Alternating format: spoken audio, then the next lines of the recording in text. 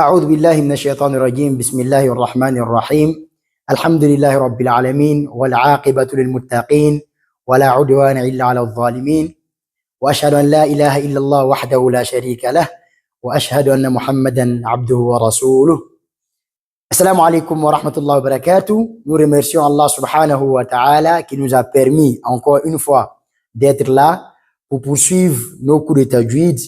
Et aujourd'hui, nous verrons ensemble la leçon 14, Inch'Allah, les règles du mim sakina. Dans les leçons précédentes, nous avons eu à parler des règles du nun sakina et du tanwin. Aujourd'hui, on verra les règles du mim sakina. Ici, il n'y a pas de tanwin ici. Pourquoi là-bas, on a dit nun sakina et tanwin? On a essayé d'expliquer ça là-bas et nous avons dit que dans le tanwin, il y a un nun sakina caché à l'intérieur du tanwin. Mais ici, on va parler des règles du mim sakina. Mim sakina, c'est quoi? C'est la même chose comme nun sakina.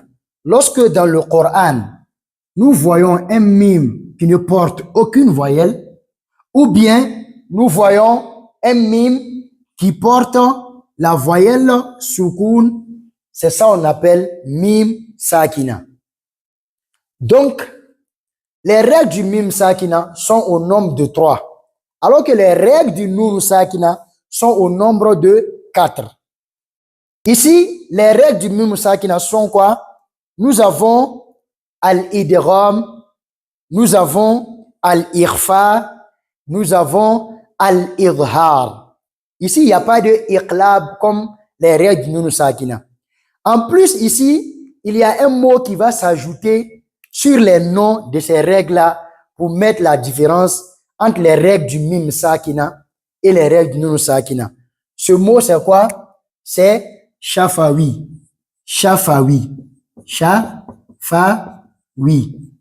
Donc, on dira quoi? On dira al-idgham al-shafawi, al-ikhfa al-shafawi, wal-idhar al-shafawi.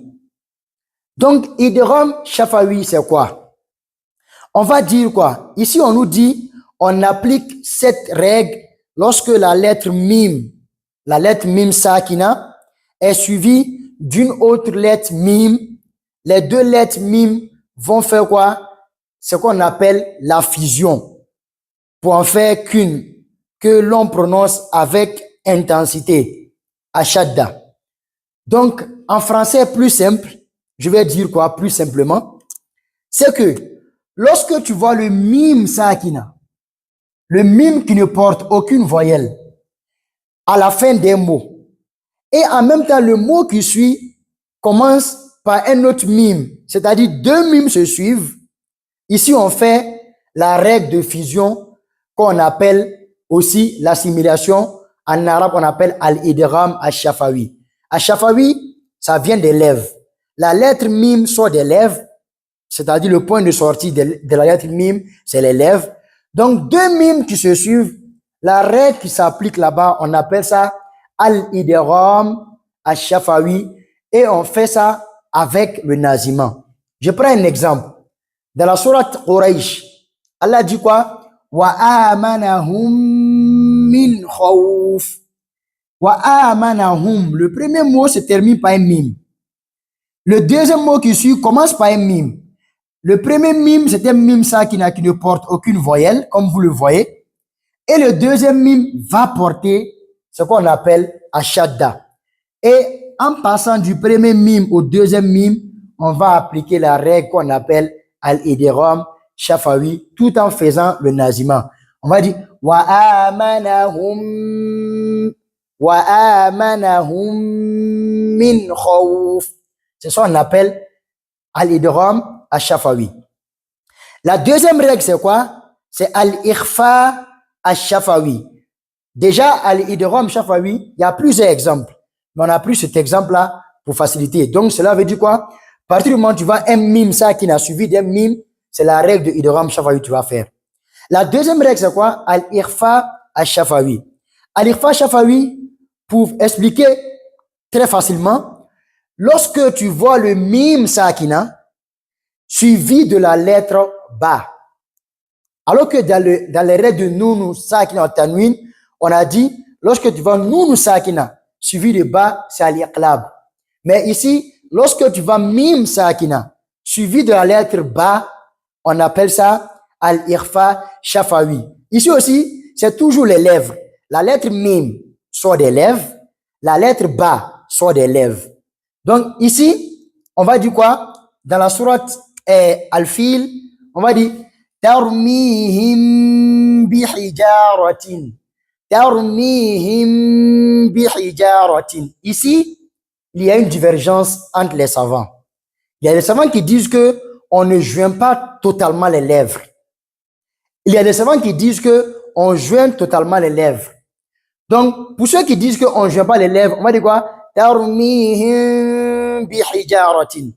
C'est différent de tarmihim bihijaratin. Ici, pour ceux qui disent qu'on joint les lèvres, ils disent que c'est la même prononciation comme la règle al-iqlab dans le Noun Sakina. Donc, moi, je suis d'avis avec ceux qui disent qu'on joint les lèvres totalement. Donc, il y a d'autres aussi qui sont d'avis avec ceux qui disent qu'on ne joint pas les lèvres totalement. Donc, on va dire quoi? Tarmihim bihijaratin. Tarmihim bihijaratin. Donc, partout dans le Coran, si tu vois le mim sakina, le mim qui ne porte aucune voyelle, suivi de la lettre ba, la règle à appliquer ici, c'est al-ikhfa al-shafawi. Donc, ça fait deux lettres, mim et puis ba. Alors que l'alphabet arabe comporte 28 lettres. Donc, ce qu'on va dire ici, 28 moins 2 lettres, il va nous rester 26 lettres. Donc, toutes les autres 26 lettres qui restent, c'est pour la troisième règle qui est al-idhar al-shafawi. Izhar, clarification qu'on a vu là-bas. Ici aussi, on va clarifier le mim. Et dans le Coran, vous verrez le soukoun sur le mim. Sur le mim, vous verrez le soukoun. Sur le mim, vous verrez le soukoun. Ici aussi, le soukoun. Donc, cela veut dire quoi? Si tu vois le mim sakina, suivi des 26 autres lettres qui restent, à part le mim et le ba, ici, on fait al-idhar al-shafawi, c'est-à-dire on clarifie la lettre mim. On va dire quoi? Lam yalide. Lam yalide. On dit pas lam yalide. Non. On ne fait pas de nazima ici. On dit lam yalide. Ou bien, dans un même mot, on va dire an'amta. An'amta. On dit pas an'amta. Non. On va dire alayhim waladdallin. Alayhim wa. On va dire wa hum fiha. Maintenant, on va s'accentuer un peu sur la lettre wa et la lettre fa. Sachant que la lettre wa et la lettre fa ont les mêmes points de sortie que la lettre mim qui est les lèvres, on va bien prononcer la clarification ici. On doit faire très attention. Si tu ne fais pas attention, tu vas dire alayhim wala dallin. Non, tu dois dire alayhim wala. Tu finis complètement le mim avant de prononcer le wa. Ou bien wahum fiha. Si tu ne fais pas attention, tu vas dire wahum fiha, wahum fiha. Non, tu dois dire wahum fiha. Donc les clarifications sur la lettre mim suivie du wa et la lettre mim suivie du fa est plus fort que toutes les autres lettres qui restent. Donc avec ça, on va s'arrêter là et on demande à Allah subhanahu wa ta'ala de nous accorder tous la bonne compréhension et qu'Allah soit satisfait de nous, qu'il purifie nos intentions et on se retrouve bientôt pour la leçon 15, Inch'Allah. Wassalamu alaikum wa rahmatullahi wa barakatuh.